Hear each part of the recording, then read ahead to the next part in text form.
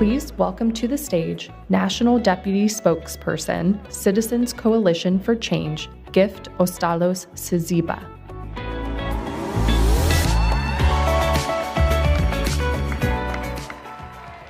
Thank you. The year is 1993. 13 years after the nation of Zimbabwe was birthed from a long, brutal war of liberation from Rhodesian colonial rule. 4 years after a genocide against the Ndebele-speaking minority that claimed over 20,000 lives of ordinary people. This is a year that I made my entry into the world, born to a gardener and a housemaid in Chabalala in Bulawayo in Zimbabwe. They named me Gift, calling forth the future from their dreams. Little did they know that those hopes and dreams would be thrown in the flesh. 2008 brought with it an economic crisis that laid to rest the hopes for a better future and ravaged the lives of ordinary people, and my family included. At the age of 15 years, I was employed at a grinding mill, but still, the money that I got was not sufficient to fund my education. And this education was, to me, the only platform and the only gateway out of poverty. In those hard times, what drove me was the pursuit of an idea that could transform my life, transform the life of my family, the life of my countrymen, and of course, the life of Africans and the continent that I loved the most. The idea of freedom with dignity, the idea of freedom with equality, and more importantly, freedom with expression. I took action to bring hope to the life that I believed in. I'd work hard at school, get good grades, and fortunately I was awarded the prestigious Joshua Nkomo scholarship, which is funded by one of Africa's billionaires, Dr. Strive Masiyiwa, a man who believes in the value of education and the power of ideas. Decades of experience with naked repression, with poverty, and deplorable inhuman living conditions, and a failed state became the fuel of my journey as an advocate for human rights and democracy. Venturing into the political landscape of my country in a world and a situation where I was constantly having to battle with those that believe that age defies our ability to lead and the capabilities of being a leader, has been oftentimes been discouraging and a difficult journey. I decided nonetheless that despite my youth, I would build from my abilities, from my knowledge and convictions, to speak truth to power. I would use the power of ideas and the beauty of language to speak for and on behalf of the oppressed people of Africa and the world. That if we use our voice, we can find our power. And with our power, I have no doubt that we can change the world.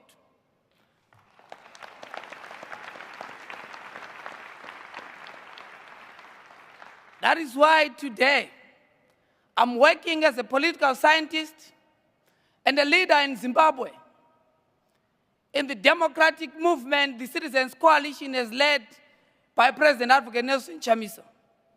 We believe and know that the power of ideas is building a healthy democracy, and that this requires young people who must be involved. That is the key issue, to be involved. I know that is in this journey, I'm not alone. That to pursue this, I have young people that support this cause, that believe in the idea of democracy. The struggle is long, is hard, but we will not capitulate into despair, because we are inspired by those who have walked before us, those who have held the beacon of audacious hope high in the sky. In 2009, a man many considered too young to run was sworn in as the 44th President of the United States of America. President Obama is an inspiration to many young Africans, and myself included.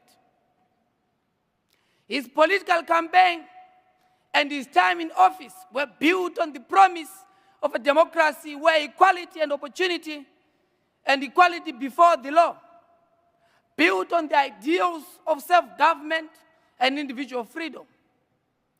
Last year, I became a member of the Obama Foundation program in Africa, where I had the opportunity to connect with different young Africans from across the world, discussing on the possibilities of a democracy and the future we hold, to start and understand how democracy works, building democratic resilience, fostering our diversity and the strength that comes with it.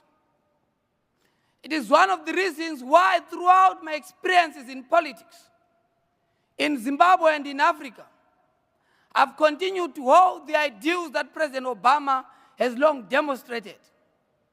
The idea of hope. The idea of a world where we will learn to live together, to cooperate together, to recognize the dignity of other human beings. I run with this idea boldly because I know that this is the idea whose time has come.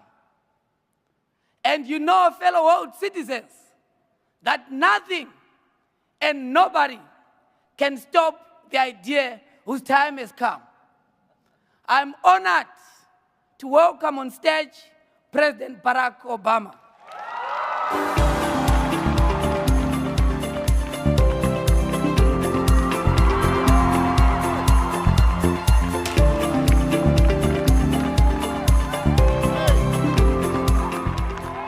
Thank you. Oh, good afternoon, everybody. And thank you, Gift, for that rousing introduction. He was getting me fired up backstage, getting me excited. And thank you, more importantly, Gift, for all the work that you're doing to get young people involved in preserving and improving democracy. And I want to thank all of you, the panelists that we just saw. I was backstage watching the panel on an inclusive economy. I told them I am such a policy nerd. I was listening to everything, and it was scintillating and enlightening. And so I'm grateful for all the panelists that we've had. I want to thank our partners at Columbia University, my alma mater, and the University of Chicago, where I taught law for a decade. I want to thank them for being part of the inaugural Obama Foundation Democracy Forum. Now, since its inception, our foundation's mission has been to inspire, empower, and connect the next generation of change makers. And all of you, most of you in the audience, fall in that category. We now have a global network of thousands of leaders, not just here in the United States, but in every corner of the globe, in Europe, in Africa, in the Asia-Pacific region, in Latin America. They're entrepreneurs and elected officials, nonprofit leaders and grassroots activists, artists and journalists and educators, all of them tackling some of the most vital issues of our time, from climate change to income inequality, from efforts to reduce racial and ethnic conflict to efforts to expand opportunity for women and girls. And I just have to say, the determination and the passion of these leaders, many of whom are here, are already making an impact in lives saved, environments restored, children educated. Many of you are creating new models for clean energy generation, new ways of thinking about poverty alleviation, and it is inspiring. It's a little humbling, because I really didn't have my act together like you guys did at your age. And the good news is we're just scratching the surface of what's next, what this next generation is capable of. In fact, today I'm happy to announce that because all of you have shown what's possible, because of the consistently high interest in our programs, we will be launching a new and expanded Leaders USA program in the coming months that can help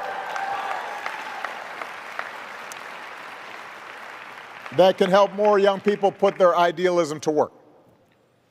Now, one of our goals is to create a community and shared platform for these emerging leaders so they can learn from each other and share best practices and form strategic partnerships across issues and across borders.